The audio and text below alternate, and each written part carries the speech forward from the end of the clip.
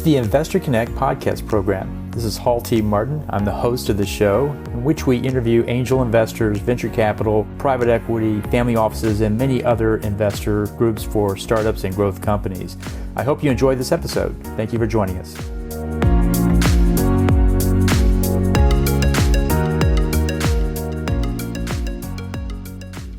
Hey, Mario, thanks for joining.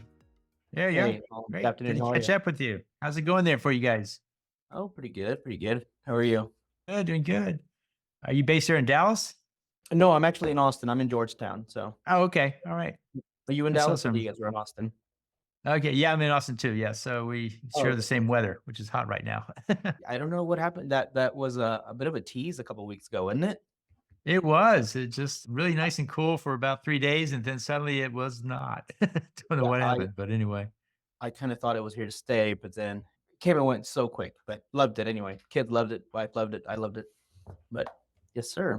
Great. So how'd you get into Vest Social? Well, I've been in the construction industry for my whole life. So, have you looked into it at all? Or should I just tell you about it? I've looked at what you have The online, website. so I got an idea Yeah, of what you're doing, and we've done a sure. number of construction deals, so seen some of the how that work, how that industry is going forward. So it sounds pretty cool. It's Yep, got yep, some yep. great opportunity, got some challenges as well, as you know. But yeah, looking forward to seeing how you're doing with it.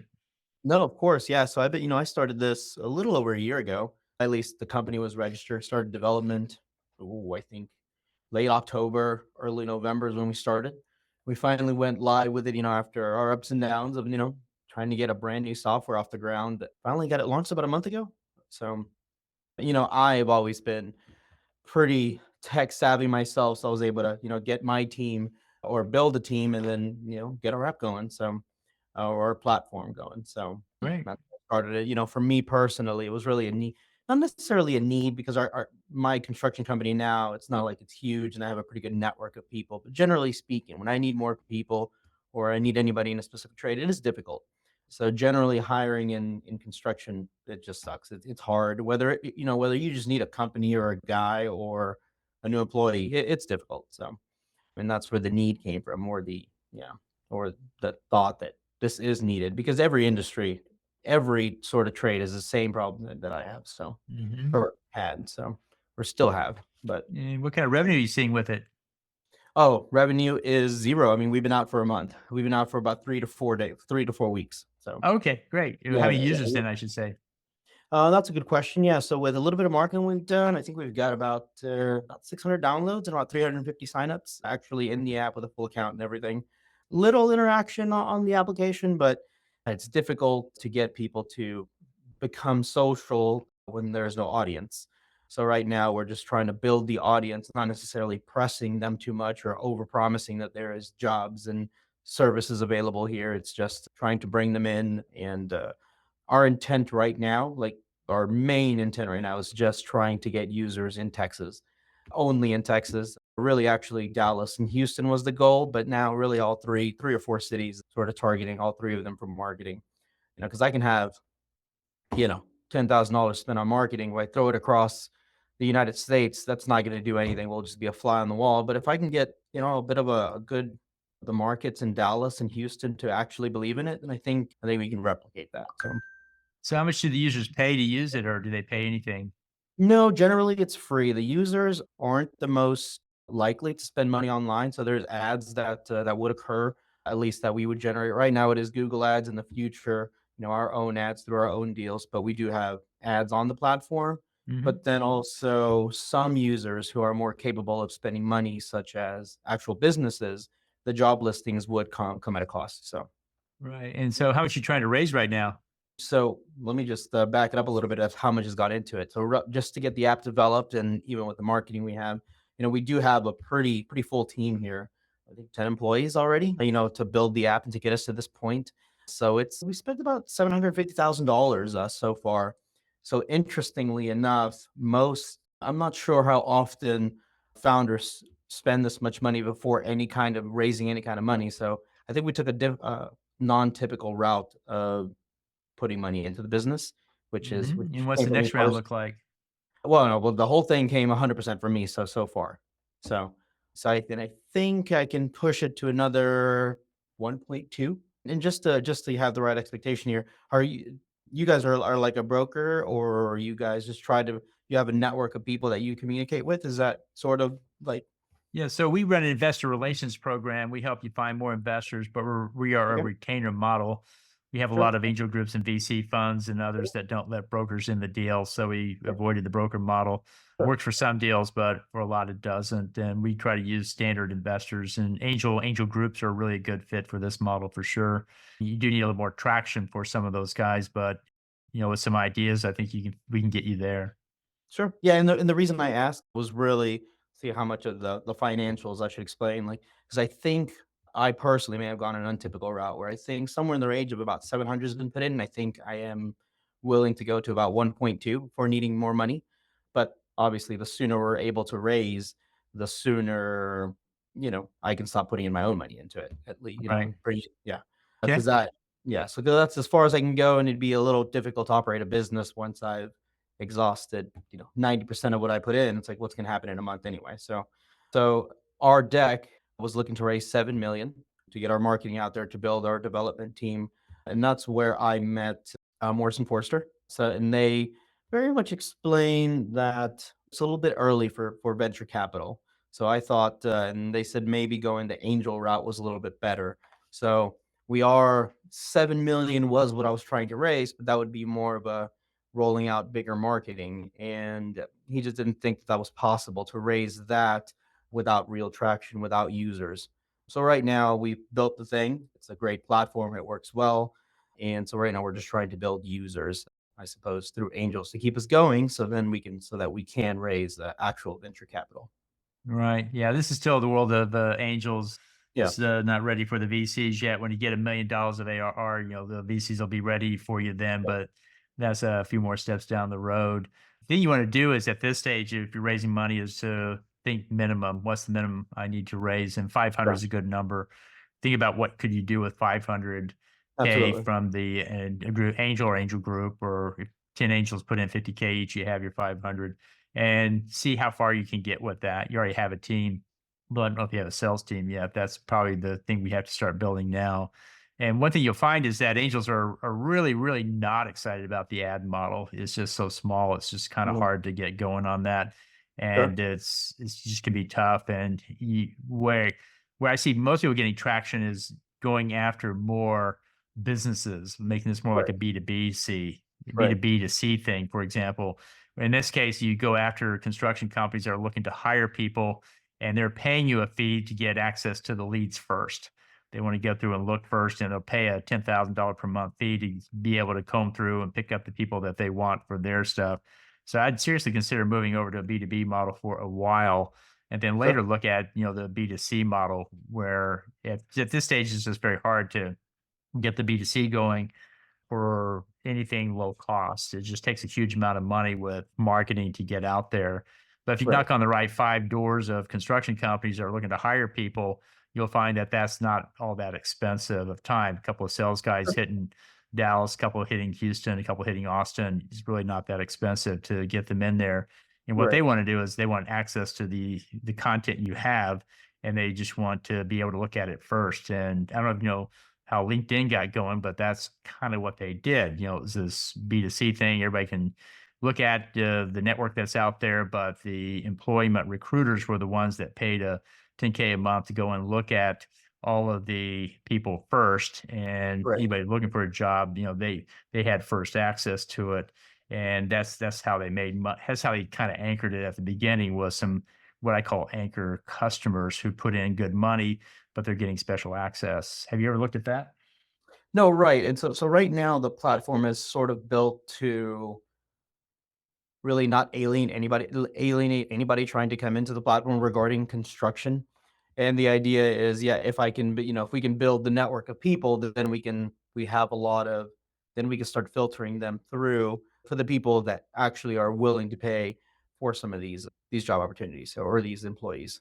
But the idea now is just to bring them in and create the database because there really isn't a place for construction. There's a couple sort of platforms out there that do similar work, but nobody that's really trying to build a network like a LinkedIn for construction. So Right. And to be candid, those construction people don't have to use your app.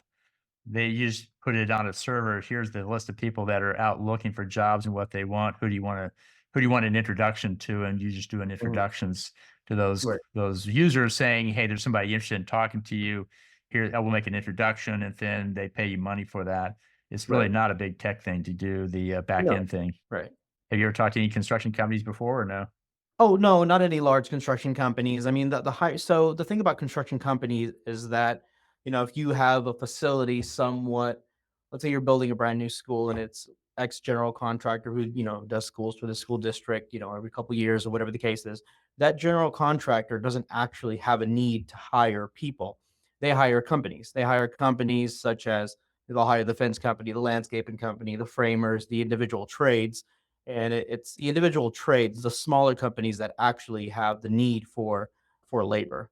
So construction companies that, as large as they can possibly get, if anything, they need help recruiting, their engineers and their architects and their project managers and their administrative staff, which are they more than likely are on places like LinkedIn.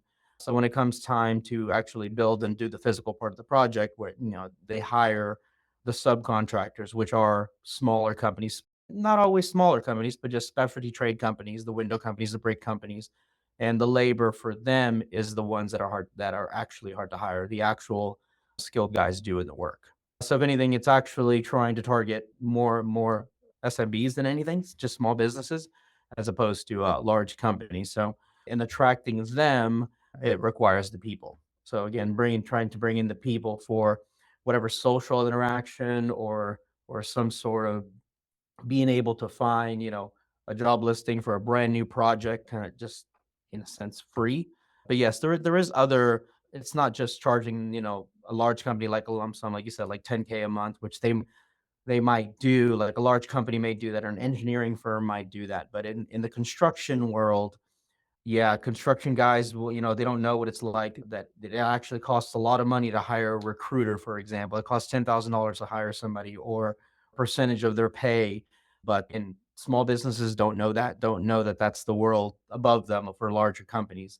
So for us to hire, it really is, I think there's more companies available, but it's definitely a smaller ticket price for them, whether it's just a subscription fee to the platform or subscription fee to be able to post job listings or and a few other premium services, I suppose you can say. But it won't be like large tickets like recruiting fees or anything like Mhm. that. So Well, it sounds like um it's the guys you find on Angie's List, people that come out and do things for you. They do plumbing and they do other kinds of things. And Home Advisor's the other one. And there's about a sure. half dozen of those groups that aggregate those guys and they're lead gen for the plumber and so forth. But it Right. sounds like, it's not hard to pull that list off the website and go contact them either. It sounds like you need No, a huge sales force to do that. no, you really don't. And the way that they've really designed the platform is to try and make it as automated as possible so that if it does get its own traction, the system is in place for anybody. But and to touch on Angie's List or even Home Advisor, they're a little bit different because they are actually trying to connect homeowners with small businesses. So essentially, if I go on there, I need a window replaced, I go on there, they contact the homeowners and they charge them each between 30, $50 or something like that just for the lead, and that's it for Angie's List. So it's they'll charge already an established company. So, but let's say that established company, it's them that this is a service for. Essentially, it's designed for them so that they can then hire new contractors, new help, new employees. Well, it seems like Um, some of these services are always looking for people, like plumbers are always looking for people. so And that's right. so Yeah, if you there's get a one. plumber, it's not hard to get them signed up to, be a subscriber. Maybe they have a pay a subscription service to get access to the leads first. It's $500 a month, whatever, and they Sure. can do what they want to with it, and they just get first access. So maybe that's That an is angle to it. honestly it. The users will almost show us where they gravitate to, whether it's to the classifieds area or it's in the social area. If we end up with a million users in the social area, well, clearly, and we can focus on improved ad space there. If they're really gravitating to the classifieds, well, we need to see how we can offer them upgrades. So there's a number of ways that for us to monetize that isn't necessarily established outside of just ads, but that is still one of the points is that the way that we will end up, it's the users have a number of ways to use the platform. And if it was on the social side, if it's on in the classifieds area, then so be it. And right now, even the job listings, I mean, it's hard for us because who would actually pay for job listings when there's clearly not an audience on our platform? So the job listings is free, again, just to make it an area to invite people. Once they're in, there will be a number of ways, that there is, for example, and I know that I can't even imagine how many pitches and how many of these conversations happen where they say the words AI, but for us, there wasn't really a place for AI up until just recently where we are bringing that in. There is a language barrier, for example, Oh, yeah, okay. there's an obvious language barrier that happens in construction, and mind you that probably 80% of construction workers are Hispanic, and a great chunk of them don't speak the language. And I got yeah, you. No, that's we, a good we one. Interfacing is yeah, a great yeah, place for AI for sure. right. We can, even if you don't speak English, you can generally communicate with someone.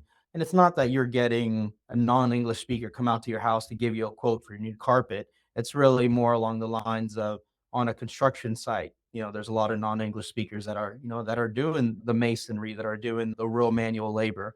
But if you were just a manual labor mason who didn't speak English and you did want to go somewhere else, how could you? You actually can't. I mean, you can if you want to, but what opportunities do you have to search for a new location to a new company other than asking around? And that's sort of the general concept. So this is I remember my where I was going with this. So you mentioned plumbers and how plumbers are always hiring, and sure, electricians as well. But then there's essentially every other trade, which is painters and sheetrockers, people who do tile, and it's really the non-technical trades. Now, I would say that most construction workers are all skilled workers in their own right, but they're not technically trained like if you were to be an HVAC technician, a plumber, an electrician, that sort of thing. But then, so every other trade, like I mentioned, like the painters, if you did want to go to a new painting company, either you know somebody or you don't, and that's about it. And if you wanted to pick up work on, from someone offered you a job, I mean, or to do work on site, you can't do that. But what if there was a platform where, they offer their services and do it in that manner? And if the English wasn't that great, there could be AI to translate that for you. And that's one of the easier AI tools to Mhm. generate. So we should Yeah. actually have, we should have a tool like that, ready to go on the app here in a couple No, weeks. that's So that's a good addition there. Well, yeah, yeah, like I say, we have a program to help you raise funding. I think you're probably would probably do better just to raise it from your network at this point. But on the next round, you probably need something bigger, like $3-5 million. Well, that's where we come in when you're starting to raise more than just 500K. That's just a handful of angels doing that. But we're 3K a month for a 3 month commitment, so a little bit more than what you probably want to put up at this point. But like I say, let's stay in touch and see if we can help you on the next round. But so you have a well, great idea and a great product there. let me ask you this. So, and just back to the original question. So, you said you had, I guess, a retainer fee. I guess now you're mentioning it's 3 grand for a per month for a 3 month commitment. And even though this amount of capital has already been put in, and we have a platform, and we are trying to get the marketing out there, which is already rolling out, do you think we are still too early to raise any kind of funding? No, I think you can go out and raise 500K. I think you probably just do better raising it through your network and family and friends of friends and so forth. You Sure. 3K is pretty heavy for that. Most people coming to us are raising 1 to 5 or $1 to $10 million. And in some cases, they've just run out of investors. So when you run out of investors, that's when they come to us. But at this point, you really need to have a little more revenue traction. And so that's why I think 500K is probably the right amount. Just get 500 in and get the ball rolling, get some revenue coming Yeah. in, figure out where the traction is coming from. And now you have a really good story to tell the angels to kick up another million and so forth. Go through angel groups, get 1.5 million, go through pre-seed BC funds. If you really want to go down the VC path, they'll give you 500K to go get ready to go up the VC curve. So yeah, I think there's a lot of options out there for you guys. You have to figure out what kind of funding you want long term. If you bootstrapped it this much, you probably don't want VC funding anyway. But I don't know. You have to decide what you want to do on that front. But like I say, we're really probably the next level. We're more seed plus than seed fundraisers is what we do, just because the costs and the structure kind of puts us at a little bit later stage. So, is there a cost in addition to your 3K a month? No, it's just the 3K, but for Yeah. a lot of people, that's a lot of money. For you guys, it may not be a lot of money, but some people that's at this stage, Yeah. before they have much revenue, that can be a challenge for them. But if you have the ability to pay and so forth, but we really like to have a little bit of revenue in the deal before we go forward with it. So it's a little Yeah. bit early from that point of view. So let's say the barrier, if the 3K a month wasn't a barrier, you're saying, let's say you did go to, I guess, your resources and your network, you probably wouldn't be able to get something done because of the lack of revenue and how early this is. It would take a while to get people signing up for it because they just expect tech deals to have some revenue coming in the door, Mm. organic growth, that type of thing. Somebody's Sure. paying money for it. And sometimes the app is with the user, you're not paying for it. You have to have some of these other groups lined up, contractors and plumbers and companies using electricians and plumbers. You've got 3 or 4 of those lined up and they're playing on a regular basis and they're happy with it and they want more. Now we can expand to the other cities because we kind of have the model figured out. That's where a lot of angels want to start coming in, is when they start seeing that the dollars are turning on. Sure. And I will say the 3K seemed reasonable for services, but in the past or even nowadays, how do people invest in something that it has just hasn't even been developed yet in this scenario? So we're not asking money to develop where we're already developed and the entire thing was bootstrapped, but with over $1 million of bootstrap. So there's a lot of that's already been put in that would You typically you'll get anchor clients to pay you for a custom version of your system, and you're using that money to really build out the rest of it and get enough money to start the sales on your core product. So you're looking for anchor clients. That's why I thought construction companies might be a good fit. They may want something like this, and they'll pay you a certain price, and you're at heart they're white labeling your software or something like that. And the value of that is they're giving you, 500, 600K of contract money to go white label your stuff, or maybe it's an annual contract, and you're using that money to go hire your sales force to build your core service out. And so anchor clients is one way people use with it. If they're all small SMB contractors and plumbers and so forth, they're probably not going to be able to put enough up. They could be users paying $500 a month for the leads or what have you, or the hiring information and so forth, but they're probably not going to be able to pay much more than that. So that's sure. one way people do it. Right, right. Okay. Okay. Well, Well, I'll send you an email about how we work, and like I say, if you want to pursue it, we'll sit down and have some more calls, talk about how we would run a campaign. Like I say, sell something to somebody to show you're in the market. We want to avoid we're going to market in 2 months, because that's code for it could be 2 years. We don't know. We kind of want to be in the market that we can sell it and have sold a few to prove it. That's really all we need to get it going. But I have found it to be a crucial step. okay, sounds good. Yeah, I mean, I guess I'll look out for your email and yeah, I'd love to stay in touch for sure. So, Okay. yeah, Sounds good. Thanks so much for taking time. awesome. Thanks a lot. Investor Connect helps investors interested in startup funding. In this podcast series, experienced investors share their experience and advice. You can learn more at investorconnect.org. Paul T. Martin is the director of Investor Connect, which is a 501c3 nonprofit dedicated to the education of investors for early stage funding. All opinions expressed by Hall and podcast guests are solely their own opinions and do not reflect the opinion of Investor Connect. This podcast is for informational purposes only and should not be relied upon as a basis for investment decisions.